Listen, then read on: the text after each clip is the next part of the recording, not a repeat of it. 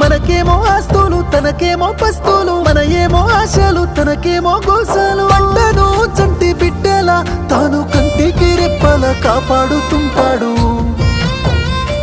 అయినా రైతన్నకే నాడు ఉండదు కంటి నిండా కునుకు, రైతన్నకే పూట దొరకదు కడుపు నిండా మెతుకు. అయ్యో రైతన్నకే నాడు ఉండదు కంటి నిండా కునుకు, రైతన్నకే పూట దొరకదు కడుపు నిండా మెతుకు.